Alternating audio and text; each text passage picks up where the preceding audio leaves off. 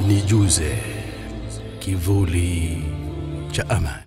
Bismillahirrahmanirrahim. Alhamdulillahi alladhi razaqana al-amana fil awtan wa an'ama alayna bihusni al-iman wa ashhadu an la ilaha illa Allah wahdahu la sharika lah dhul fadli wal ihsan wa ashhadu anna Muhammadan abdullahi wa rasuluhu wa ala alihi wa sahbihi ajma'in wattabi'ina lahum biihsanin ila yawmiddin. Wapendwa watazamaji popote pale mlipo duniani, na kuamkieni kwa maamkizi ya watu wa peponi na maamkizi ya wapendao amani katika nchi zao. Assalamu alaikum wa rahmatullahi wa barakatuh. Tumche Mwenyezi Mungu Subhanahu wa Ta'ala, enyi waja wa Allah Subhanahu wa Ta'ala, na tumshukuru wala tusimkufuru. Tuwe miongoni mwa wale ambao wanamshukuru wakiwa wanataraji ridha zake, rahma zake na baraka zake. Kwani katika kumcha Mwenyezi Mungu Subhanahu wa Ta'ala utapatikana uokovu, na katika kumshukuru neema zake jalla jalaluhu tutapata kufuzu, lakini pia kufanikiwa duniani na kesho akhira. Mwenyezi Mungu Subhanahu wa Ta'ala amejalia kwamba mtu kupenda nchi yake, kupenda mji wake, kupenda kijiji chake, maumbile asili ambayo amemuumba nayo, akiwa nayo huyu mwanadamu katika hisia zake, moyo wake, akili yake. Kwa ujumla ni mtu ambaye yantami, anahusika na sehemu ambayo aliozaliwa, nchi yake, mji wake, kijiji chake. Utamkuta moja kwa moja anakuwa anapapenda na vigumu sana kumtoa au kumhamisha sehemu ambayo ni nchi yake. Na bila shaka kila mmoja anajitahidi kwa upande wake, kwa nafasi yake, alete maendeleo katika nchi yake, atafute sababu ambazo zitazidi kuipamba nchi yake, kuiletea amani. Kama vile walivyokuwa watu waliotupita, walipenda sana nchi zao, walipenda miji yao, vijiji vyao, hadi mmoja akawa anajifakhirisha kwamba mimi natoka Oman, mimi natoka kadha, mimi natoka kule. Kwa hivyo kila mmoja utamkuta ni mwenye kuipenda nchi yake, kwa sababu hii ni alama ya kujihusisha na kwamba mtu anapenda asili yake. Na Uislamu bila shaka umekuja kuzungumzia swala hili, na kwamba sio dhambi wala sio vibaya mtu kupenda nchi yake na kujihusisha na nchi yake na kuitaja nchi yake kwa kheri, na kutangaza mazuri ya nchi yake, na kuwaleta watu ili wapate kuitembelea na kuipenda nchi yake, hasa ikiwa jambo hilo ni katika nchi ambayo inajulikanwa katika ulimwengu kwamba nchi hiyo ni nchi tulivu, nchi yenye amani, nchi ambayo inapenda watu, wananchi wake wanakaribisha kwa uzuri watu wake. Na hapa nakumbuka hadithi ya Mtume Muhammad sallallahu alayhi wasallam. Mtume Muhammad sallallahu alayhi wasallam, wapendwa watazamaji, katika wakati wake alimtuma mmoja miongoni mwa watu kwenda katika hayyun min ahya al-arab, mmoja katika mitaa ya Waarabu. Huyo mtu alipokwenda huko akatukanwa, akapigwa, kisha akamrudia Mtume sallallahu alaihi wasallam kumwambia, ya Rasulullah, huko ulikonituma nimepigwa, nimetukanwa. Mtume sallallahu alaihi wasallam akaisifu nchi hii ya Oman, nchi ya Omani, imani, amani, na akasema, lau ahla Oman ataita ma sabbuka wala darabu. Ingelikuwa labda umeenda kwa watu wa Omani, wasinge kutusi, wasinge kutukana, wala wasinge kupiga. Na hii inaonyesha kwamba Mtume sallallahu alaihi wasallam anazitaja nchi kwa uzuri wake, kwa sifa zake, kwa amani yake, kwa utulivu wake, ikionyesha vile vile nchi yetu ya Oman ni nchi ya utulivu, nchi ya upendo, nchi ya amani toka awali, toka enzi ya Mtume sallallahu alaihi wasallam. Kwa hiyo Omani imeweza kuwa na uzuri huu toka enzi hizo Mtume sallallahu alaihi wasallam, ikiwa na fadhila kubwa. Na baina hili na lile, mtu anajitahidi ahifadhi hizi sifa ambazo amekuja nazo Mtume sallallahu alaihi wasallam, kuisifu nchi, kusifu pahala fulani, ikiwa ni Omani au popote pale katika ulimwengu huu. Na hii inaonyesha kwamba wazi kwamba Mtume sallallahu alaihi wasallam kutaja kwake nchi, ina maana watu wa nchi wenyewe wamesifika na sifa ambazo zikawavalisha cheo cha Mtume sallallahu alaihi wasallam katika uzuri, upendo na utulivu ambao wanao watu wa nchi hiyo husika. Na Mtume sallallahu alaihi wasallam, wapendwa watazamaji, alionyesha wazi vile upendo mkubwa pale alipotolewa na watu wa Makka wakamfukuza katika nchi ambayo ameipenda yeye sana, nchi aliyozaliwa. Ina kumbukumbu zake toka pale alipozaliwa, utoto wake, michezo yake, kwenda kwake, kurudi kwake, mitende ya pale, gamia za pale, Kaaba iko pale, kumbukumbu nyingi sana, masahaba zake, ndugu zake, majirani zake, rafiki zake na mambo mengi ambayo aliyofanya pale. Kwa hivyo ameisha kuwa tayari, yani kama wanavyosema Waswahili, kitovu chake kimezikwa pale. Hii inaonyesha wazi Mtume sallallahu alaihi wasallam kaifa taallaka bimakka al-mukarrama. Vipi Mtume sallallahu alaihi wasallam alihusika na Makka al-Mukarrama. Tena wakati anaondoka, alipotolewa na watu wake Makka al-Mukarrama katika hadithatul hijra, katika wakati wa uhama au kuhama kutoka Makka kwenda Madina, Mtume sallallahu alaihi wasallam naye yupo katika mipaka ya nje ya mwanzo kabisa ya Makka al-Mukarrama, akaigeukia Makka akiwa na huzuni kubwa sallallahu alaihi wasallam. Akihuzunikia nini? Akihuzunikia nchi ambayo aliyozaliwa, nchi aliyoishi, nchi ambayo anaipenda. Akasema sallallahu alaihi wasallam, wallahi anaapa, anatoa kiapo sallallahu alaihi wasallam, anasema wallahi innaka la ahabbul biladi ila Allah. Najua ewe Makka ni sehemu au nchi ambayo au mji ambao anaupenda zaidi katika ardhi hii Mwenyezi Mungu Subhanahu wa Ta'ala. Walaula anna qaumaki akhrajuni minki ma kharajtu, ingelikuwa labda watu wako hawajanitoa Makka, wallahi ma kharajtu, nisingetoka kabisa. Inaonesha wazi ndugu zangu Waislamu, ona mwenyewe vipi Mtume sallallahu alaihi wasallam alionyesha yani masikitiko makubwa kuachana na nchi ambayo aliyozaliwa pale, aliyolelewa, akaonesha wazi kabisa kwamba kutoka katika nchi ni kitu ambacho kinaumiza roho, na kwamba kuachana na nchi ambayo uliozaliwa ni kitu ambacho kinasikitisha sana. Wewe angalia utoto wako, kumbukumbu zako. Vipi Mtume sallallahu alaihi wasallam ametuonesha wazi kabisa upendo wa nchi, upendo wa sehemu. Ndio maana Mtume sallallahu alaihi wasallam akajaalia moja katika neema kubwa kabisa ambazo anazo mtu katika maisha yake, na kwamba anaweza kuwa mfalme bila yeye kuhisi, anaweza kumilikishwa dunia nzima bila yeye kuhisi. Vipi? Mtume sallallahu alaihi wasallam katika hadithi anasema, man asbaha minkum aminan fi sirbihi muafan fi jasadihi indahu quta yawmihi fakaannama hizat lahu dunya bihadhafiriha. Ina maana mtu kama atakuwa ameamka asubuhi akiwa yupo katika amani nyumbani au mjini au nchini, muafan fi jasadihi, ana afya katika mwili wake, anacho chakula cha siku yake tu, ni sawasawa na yule ambaye ameletewa neema, mirundo, dhahabu, almasi, kama mtu ambaye amemilikishwa dunia yote akawa yeye ndio mfalme wake. Inaonesha wazi kwamba mtu kama upo katika nchi yako, umeamka asubuhi au jioni, upo katika amani nyumbani, una afya tele, unacho chakula cha siku yako, wala sio cha kesho au cha jana, basi wewe na mfalme ni sawa, ni sawa sawa, bal wewe na mfalme ambaye amemilikishwa ardhi nzima, dunia nzima, wewe ni sawa na yeye, sawa sawia. Hii inaonesha wazi ndugu zangu Waislamu neema kubwa kabisa ambayo Mwenyezi Mungu Subhanahu wa Ta'ala amejaalia katika nchi ambayo ina amani, ina upendo, ina usalama.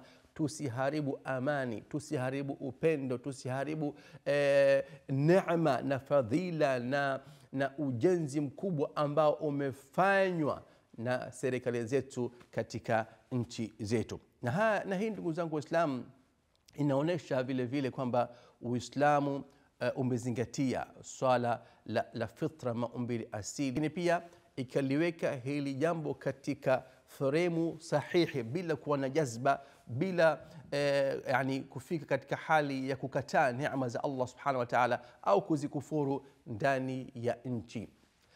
Kwa hivyo Mwenyezi Mungu subhanahu wa ta'ala akamwajibishia huyu Muislamu kwamba ahifadhi neema hizi, ahifadhi neema ya nchi, ahifadhi neema ya mji, ahifadhi neema ya kijiji, ahifadhi neema ambazo Mwenyezi Mungu subhanahu wa ta'ala amejalia, kwa kutofanya vurugu au fujo au zahma ambazo zitabadilisha pahala pa neema nakama, pahala pa utulivu vurugu, pahala pa amani vita au chokoro zote zile ambazo zaweza kuingia katika nchi.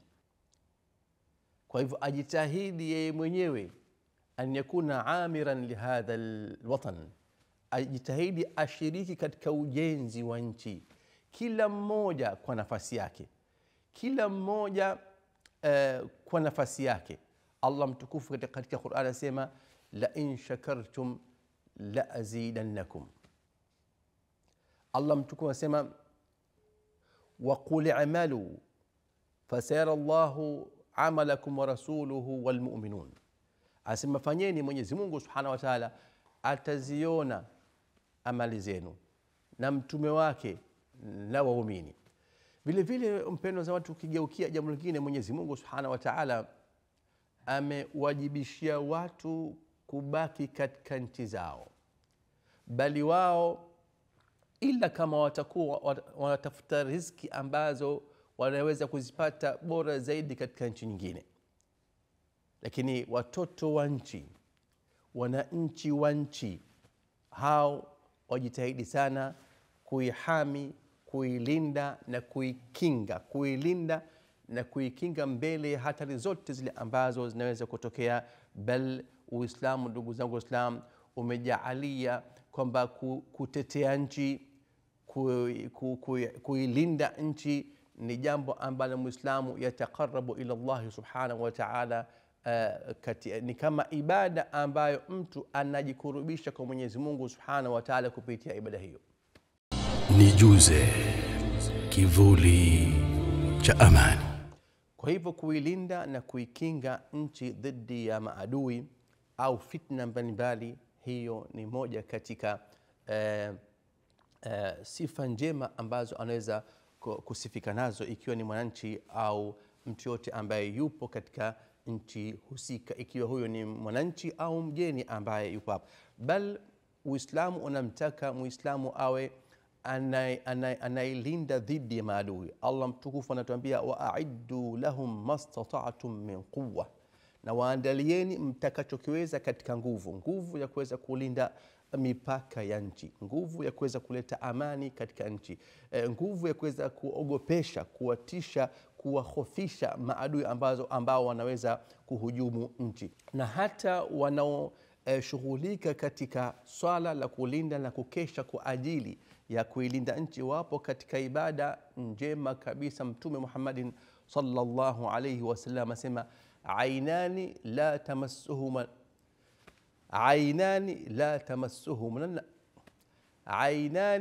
tamassuhuma an-nar, macho mawili hayatoguswa na moto wa jahannam. Ainun bakat min khashyati llah, jicho la mwanzo ni lile jicho ambalo lililia kwa kumhofu Mwenyezi Mungu subhanahu wa ta'ala. Wa ainun batat tahrusu fi sabilillah, na lile jicho ambalo lilikesha kwa sababu ya kulinda kwa ajili ya Allah subhanahu wa ta'ala, kulinda nchi, kulinda jamii ya Kiislamu. Wote hao wapo katika kupata thawabu, ewe Muislamu ambao ni mlinzi wa mipaka ya nchi, mlinzi wa amani ya nchi. Jua na kuwa na yakini ya kwamba wewe upo katika jihadi na upo katika ulinzi na Mwenyezi Mungu subhanahu wa ta'ala. Ukiishi na nia hiyo, basi utakuwa ni mmoja miongoni wale ambao wameharamishwa kabisa kuingia katika moto wa jahannam.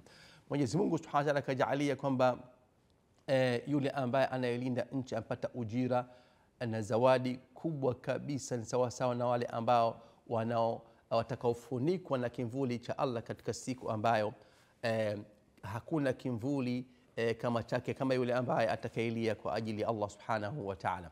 Ni sharafu kubwa, ni utukufu mkubwa ulioje na fakhri kubwa iliyoje, ni mtu ambaye unahifadhi nchi yako unaizuilia kila baya, unaizuilia fitna. Ikiwa fitna hiyo ni fitna ya ndani baina makabila au baina ya dini mbalimbali ambazo zipo ndani ya nchi, wewe unakuwa katika mujahidina, katika watu ambao wanapata thawabu zao na Mwenyezi Mungu Subhanahu wa Ta'ala anawalinda. Na bila shaka hizi nchi, ndugu zangu wapendwa watazamaji, zina haki kama vile tumesoma ndani yake, tumekulia ndani yake, tumekula katika riziki zake. Basi bila shaka alikuwa ikiwa mtu amekufanyia mazuri kama haya, bila shaka utamlipa wema, utamshukuru angalau. Na vile vile nchi ambayo tunaishi ndani yake imetufanyia mazuri mangapi? Tumesoma, tumekula, tumeishi, tumekwenda, tumerudi, tumefurahi ndani yake,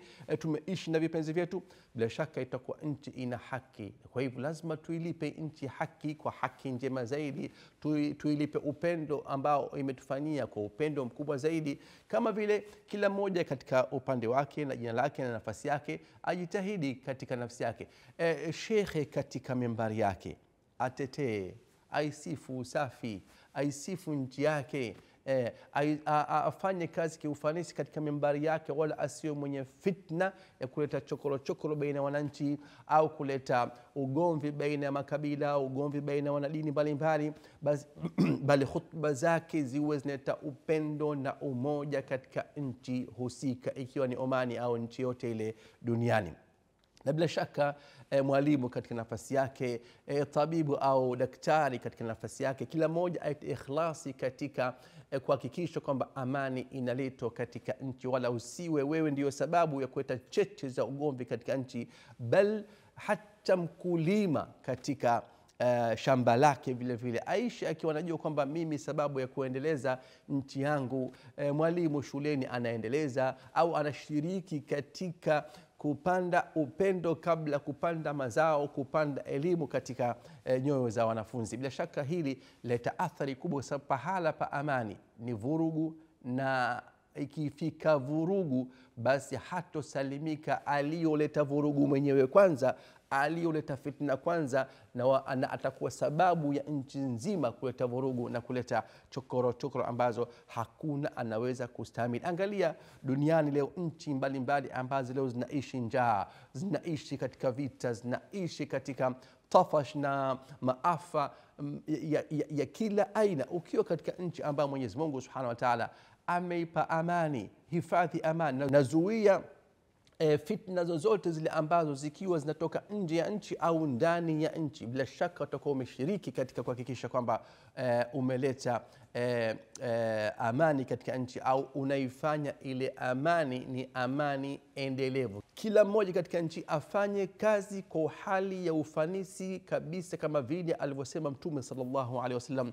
inna Allaha yuhibbu idha amila ahadukum amalan an yutqinahu. Mwenyezi Mungu Subhanahu wa Ta'ala anampenda mmoja wenu pindi atapokuwa anafanya kazi fulani, ailete katika ufanisi wake, ailete katika ubora wake. Na hivyo tuishi katika nchi zetu katika hali ya amani, wapendwa watazamaji, lakini pia tuhifadhi hizi amani. Tumshukuru Mwenyezi Mungu Subhanahu wa Ta'ala kwa neema ya amani, kwa neema ya utulivu. Allah mtukufu anasema, la in shakartum la azidannakum, kama mtashukuru basi nitakuzidishieni, atakuzidishieni amani, mazao yatabarikiwa, mvua za kheri zitakuja, maafa yatakwenda mbali kwa sababu ya shukurani. Na shukurani lazima zionekane kwa vitendo.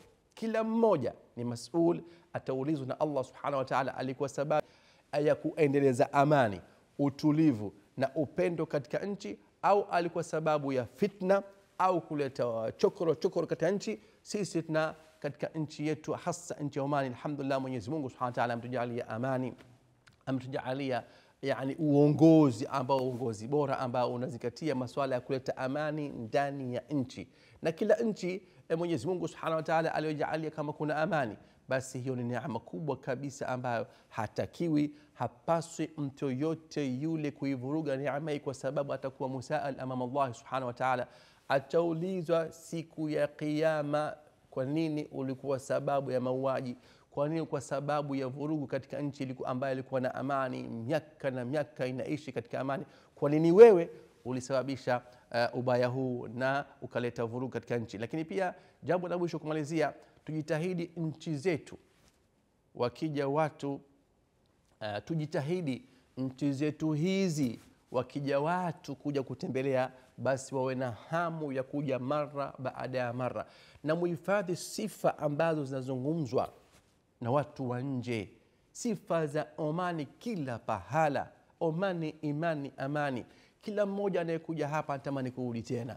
Hebu hizi sifa tuziendeleze. Tumesifiwa na Mtume kwanza kabla mtu yoyote. Sifa hii ni taji. Sifa ya Mtume ni taji katika kichwa cha kila Muomani. Kwa hivyo tuhifadhi amani, utulivu. Na wewe katika nchi yako ni mlengwa wa haya maneno. Jitahidi sana uwe ni mtu ambaye analeta utulivu na amani katika nchi, wala usiwe sababu kuleta vurugu. Mshukuru Allah kwa neema ya amani, lakini pia wewe uwe sababu ya amani endelevu, utulivu endelevu, lakini pia upendo endelevu. Lau ahla Oman atait ma sabbuka wala dharabuka. Laiti kama ungejia watu Omani, karibuni Omani, hatuto watukaneni wala hamtopigwa. Omani, imani, amani. Hifadhi neema ya Allah katika nchi yako, hasa tunapozungumzia swala la utulivu, upendo na amani. Mkono kwa mkono hadi peponi. Nijuze kivuli cha amani.